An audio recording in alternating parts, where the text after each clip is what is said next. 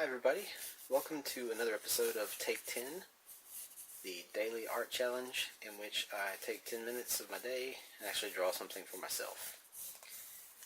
Today I think I'm going to do something a little freeform, just kind of make it up as I go here, which is actually not that unusual.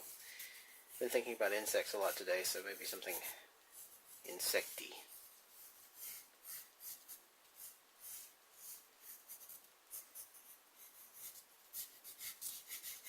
Been working a lot with markers on tone paper lately.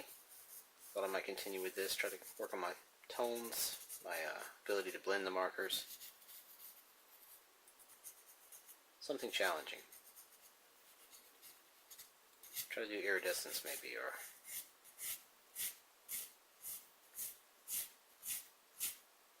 something similar.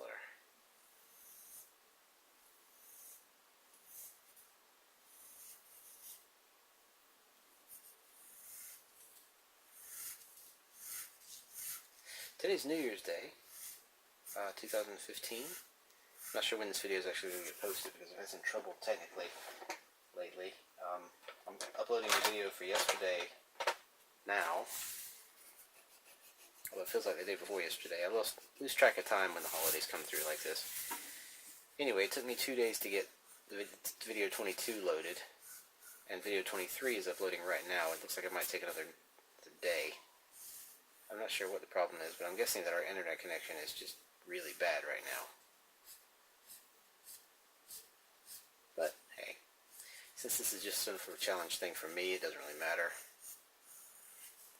I am going to keep producing the videos daily, and I'll upload them as soon as possible. So if you've been watching the channel wondering what happened, or if you're just now seeing this one and wondering why there's such a big gap in time, that's why. Technical problems. Maybe I can do something different with this guy. I ended up drawing a lot of like fly faces. I'm not sure why. I'm not even familiar with what a fly face looks like, but it's the simplest insect face I can imagine. Just two big eyes and some mouth parts down here. It usually ends up looking a bit more like a mix between a praying mantis and a fly. I like those faceted eyes. They have those wicked mandible pieces, these things. But as always, it'd be better if I had some reference, but I don't. These turn out to be more like technical exercises for the materials, really, at the end. I just want to see what I can do with the markers. I get to use my new pencil eraser. So the vinyl eraser wrapped in paper, basically. It's handy, though, for detail work like this. You want to erase just a little piece. It's hard to do with those brick-shaped erasers.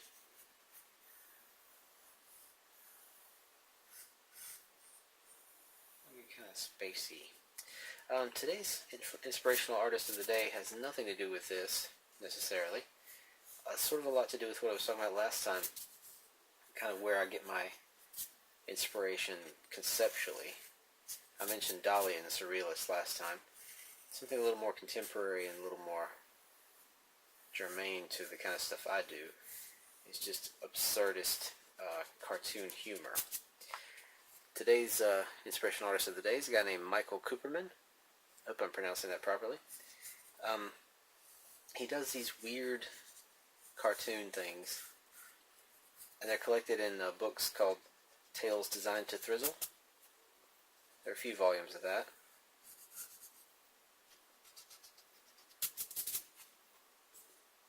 One of my favorite characters of his is Manister, the Manister, which is a stair banister that's a man. It's an interesting concept.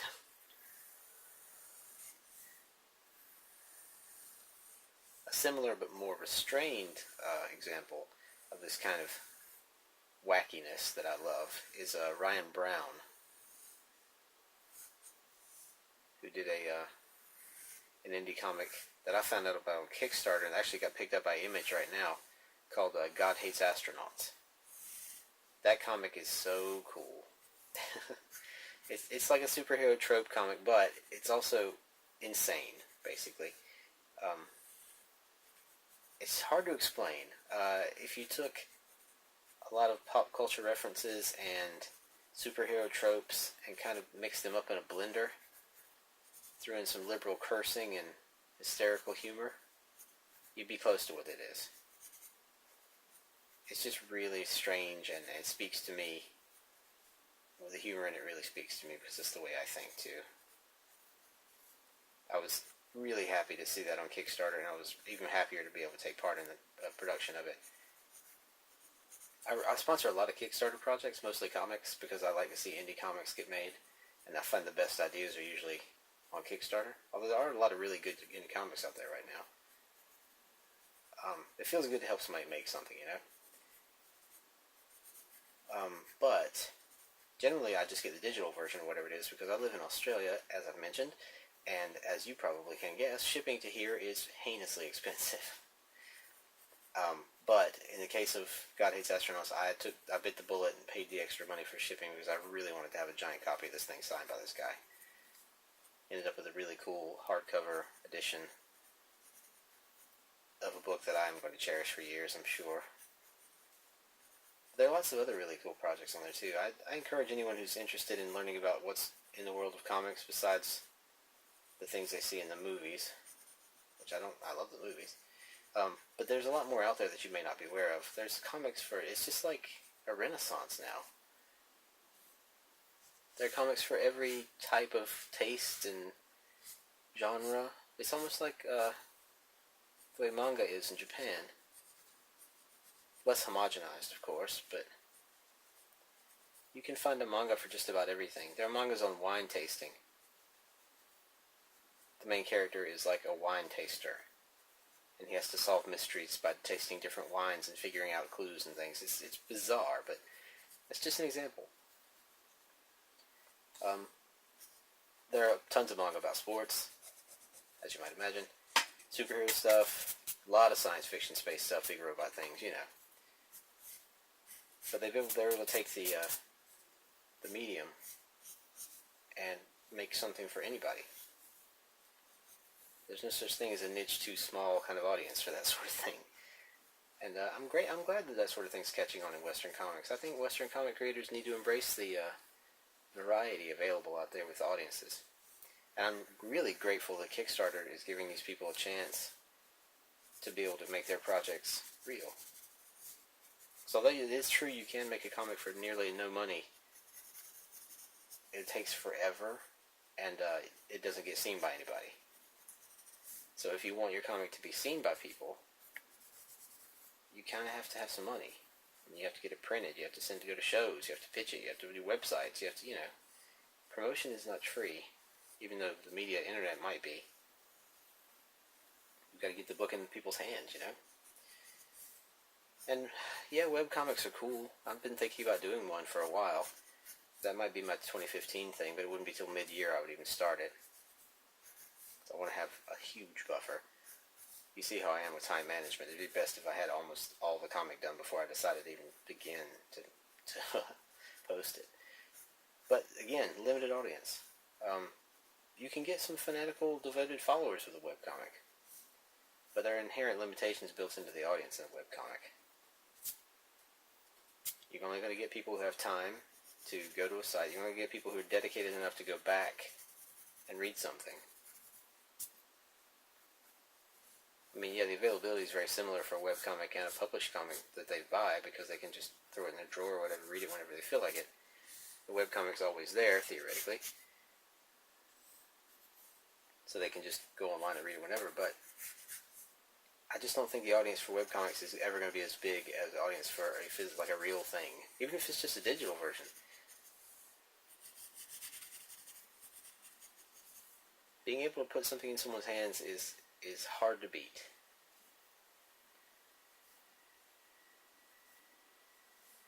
Make sure what I'm doing here.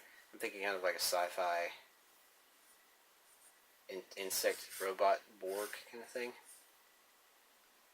I don't know. It's kind of difficult to figure out how to make it look like a robot when it's already an insect because our ideas of scary robots are a lot based on insects anyway. Look at the Matrix for that. I'm not sure. Sometimes it's just fiddling around with pencil.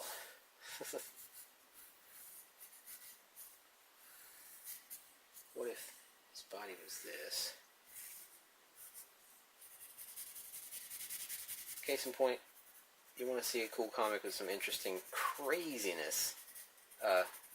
Read God Hates Astronauts, now available from Image Comics, and Tales Designed to Thrizzle. I've only found those in books. I'm not sure where his original publishing was, but I've only seen collected works of that. It looks like it might have been a strip, like a published serial strip, because some of the things are in panel format. He also did, what was it? It's a comic where there are two characters. One of them's a snake. Snake and bacon. That's it. One of them's a piece of bacon, and one of them's a snake. And pretty much, bacon can say, "I'm bacon," and snake can go, "Sss." And that's all the lines they have, and they like solve mysteries and stuff. These little crazy 3-panel comics. It's just hilarious to me. I love absurd humor. Like a giant-headed robot insect. Tiny little body.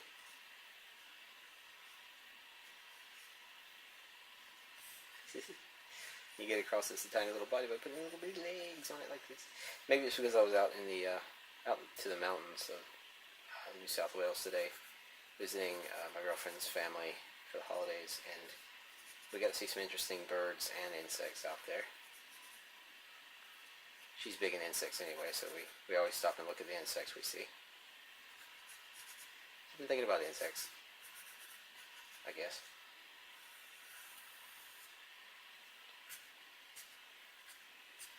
I'm sure there's a lot more to an insect's head than this, if I wanted to get realistic about it, but I just want an excuse to do some wrinkles up against some smooth surfaces.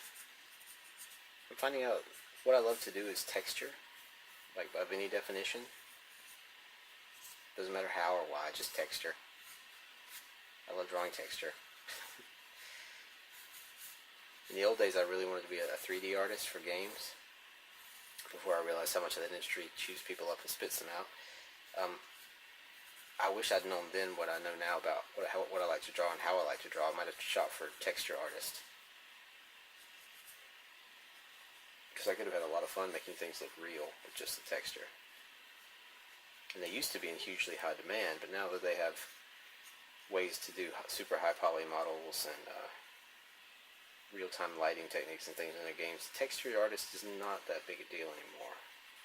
You don't need as many tricks to make your stuff look realistic when you can just make a realistic model. Interesting. I'm not sure this one needs to be anything but a pencil drawing. Just some fun. The whole point of this video show altogether is just to get me drawing, so... I used to say if this was the first thing I'd drawn... Yeah, this is the first thing I've drawn today, so... You're seeing it off the cuff.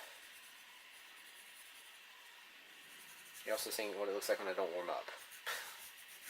Which is most times.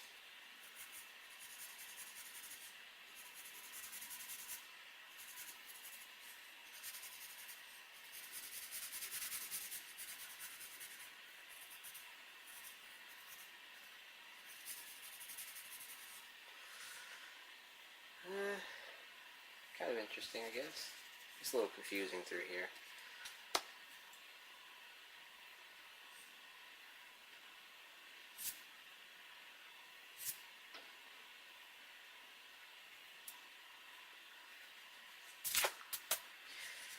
So, I don't know. I can't think of any inspirational message to go with today's artist except wackiness is fun. And don't be afraid to not make any sense at all. Because I can't be the only one that finds that appealing. And I truly do find that appealing. Surrealism is cool, but because it's an art movement, it tends to be... Sometimes you can get bogged down in trying to say something, I think. I believe in more of a Dada aesthetic. Not for any, high concept expression of truth kind of artsy stuff, just because I think it's really funny to confuse the living crap out of people in what you draw. Just see their reactions. Make them figure it out, you know? They might be able to tell it's a whatever, like a dog or an insect. They won't know why you decided to make it glowing purple, or using a fire hose to control a crowd of polar bears. It also leaves a little open interpretation, which I think is always fun.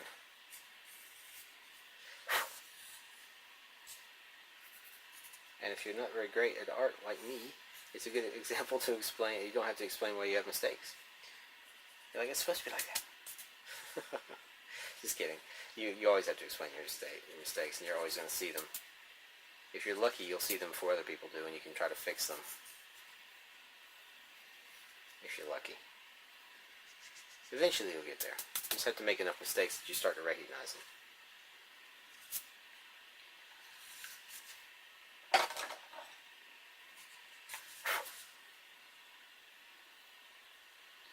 Just grab the colored pencil, I think it's called eggshell, something to do a little highlighting. Normally you would seal a graphite or something to keep it from smearing like crazy and getting all over your hand. But, like I said, this isn't really a keeper or anything. One of my favorite expressions when it comes to art is they can't all be gems.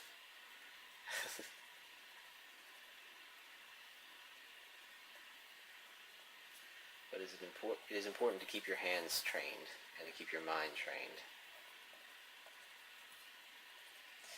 So I think next time I feel this way, what I'm going to do is just draw something, like a still life of something.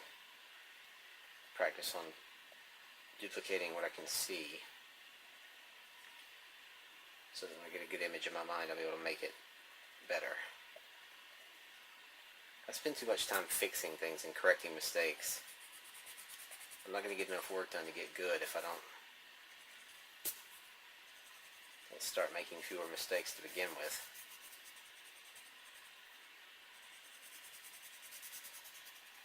Well, like a lot of things, when you go over it with a waxy surface, this graphite just sort of locks in place and blends down. That's interesting. Learned something there. Everything can teach us something. Especially failure. Keep that in mind too, if you're looking for advice. Don't be afraid to fail, because it can teach you something, and try to learn what it has to teach you. Don't deliberately try to fail, like it seems like I'm trying to do. But don't be afraid of it, because you can learn things.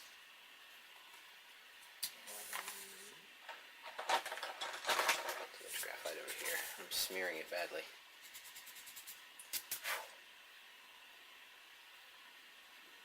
Just give myself enough space here to suggest some structure.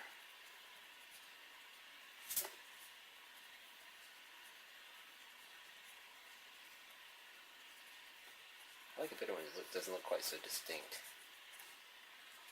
I wonder if I go back in here and do this. Oh, it raises the color pencil too. Check that out. Something else to know.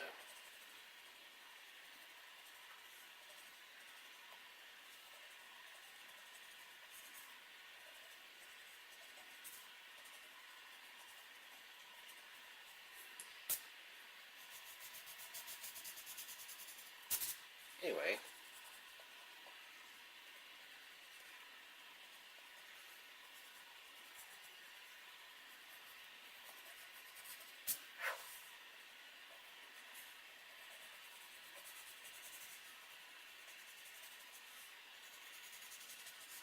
This almost wraps it up. It's getting late. I had to go out today most of the day, so I have to go to bed now. I'm not sure when you're going to see this, but hopefully it won't be long. Thanks again, everybody, for liking, commenting. Share the videos if you're interested. Occasionally I say something that might be worth hearing. Sometimes. So, feel free to direct anyone who needs very, very basic advice or tutorial in art my way. I'll be happy to help any way I can. like I mentioned before, I will be doing more videos after I finish the challenge. I've only got, this is 24, I believe. So I've only got a few more to make to complete the 30-day challenge, and after that I'm going to not take a hiatus, I'm going to actually switch to a different format. Start doing 2 or 3 of these a week, longer form, full art pieces, from like start to finish. Hopefully without any speed painting, but I might have to resort to speed painting if I can't think of anything to say for long stretches, or if I do lots of boring stuff, like nothing to see. I'll try to make them more informative too. I'm not going to wait till I have something to say to draw, but if I have some technique or wanted to share something with you guys, I'll be sure to mention that in the video. At any rate, that's it for tonight. Thanks very much for watching again, and take care, as always. Keep making stuff, and I'll see you tomorrow.